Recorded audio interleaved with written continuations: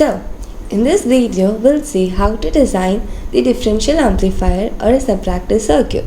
And I'm Ritika Raju. I will be guiding you throughout this video. First, we'll see the content. This content is the overall combination of every topic we are going to cover throughout our video. So, we'll start from op-amp as a differential amplifier.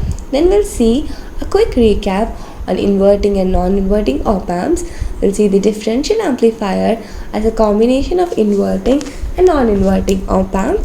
We'll also see the calculations and derivations for the output voltage and the amplifier gain.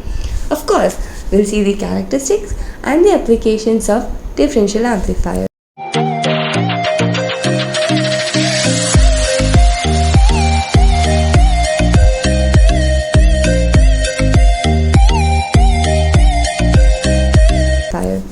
So, op-amp as a differential amplifier. Op-amp is a differential amplifier which amplifies the difference between the inverting and the non-inverting terminal. But whenever this op-amp is used in open loop configuration, the gain we get will be high. Thus, the output will get saturated. So, to avoid this saturation in the output, the op-amp is always used in the feedback circuit. Now, before getting into differential amplifier, let's have a quick recap on inverting and non-inverting op-amp configuration. First, we'll see the inverting op-amp. So, in this inverting op-amp, the input voltage is given to the negative or the second pin of the IC, which means the input is given to the inverting terminal. Thus, it is named as inverting amplifier. Similarly, for the non-inverting amplifier, the input is given to the positive or the third pin of the IC. The gain of the inverting amplifier is negative of feedback resistance divided by the input resistance, and the gain of the non-inverting amplifier is 1 plus R1 by R2. Now let's see how by combining the inverting and non-inverting op-amp configuration we can design the differential amplifier. So, if you have a close look of this circuit, it is the combination of inverting and non-inverting configuration. If we consider V2 as 0 and connect input voltage to V1, then it will be the inverting op-amp. Similarly, if we consider V1 as 0 and connect input voltage to V2, then it will be a non-inverting op-amp. Hence, we can say that the differential amplifier is combination of inverting and non-inverting op-amp. So, to get the final output, we need to use the superposition theorem.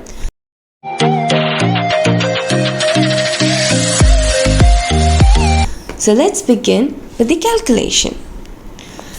Let V plus be the voltage at the non-inverting terminal and V minus be the voltage at the inverting terminal, as shown in the image. We can calculate the value of V plus using the voltage divider rule. Resistor R1 and R2 form a voltage divider network with V1 as the input voltage and V plus as the output voltage, and this V plus is applied at the non-inverting terminal. So, V plus equal to V1 into R2 divided by R1 plus R2.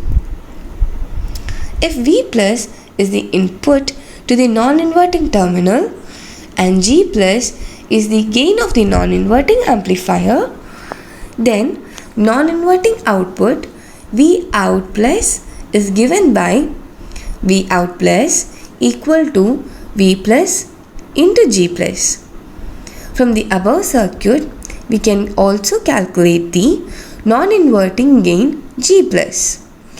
G plus equal to R3 plus R4 divided by R3, which can also be written as 1 plus R4 by R3.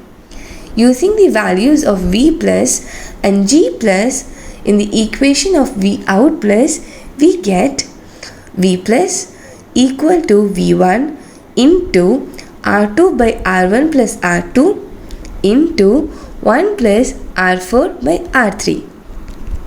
Coming to the inverting output, Vout minus, we have to calculate it with respect to the inverting input V2 and the inverting gain G minus.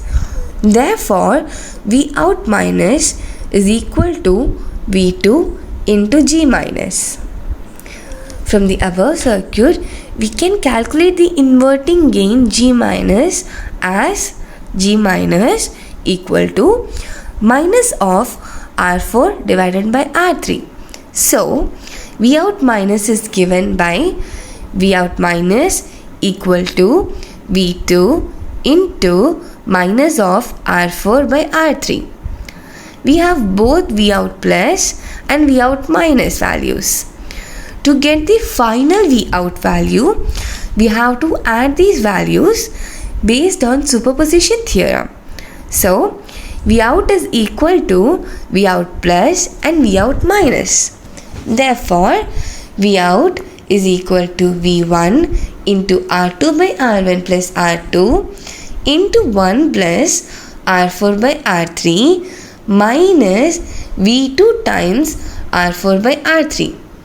To reduce the complexity and also to simplify the equation, let us take a special case where R3 is equal to R1 and R4 is equal to R2.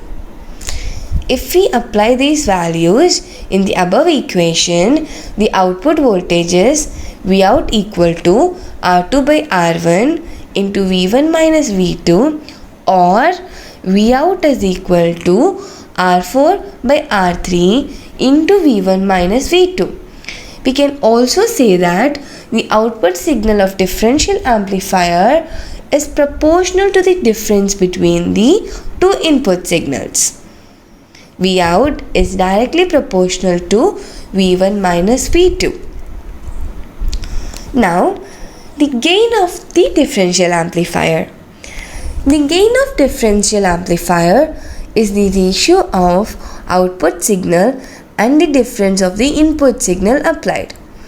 From the previous calculation, we have the output voltage Vout as Vout equal to R2 by R1 into V1 minus V2.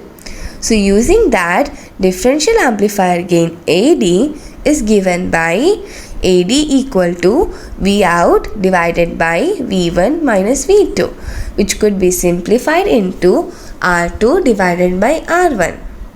So, after all these calculations, we'll see the characteristics of differential amplifier. So, it will provide a high differential voltage gain, high input impedance, low output impedance, large bandwidth, low offset voltage and current. And the applications of differential amplifiers is, it is used as a series negative feedback circuit by using op-amp amplifier. Generally, we use differential amplifier that act as a volume control circuit. The differential operational amplifier can be used as an automatic gain control circuit.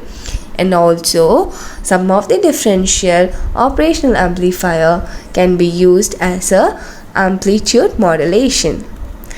So guys, with this we have completed this topic. Thanks for watching. We'll see you in the next video.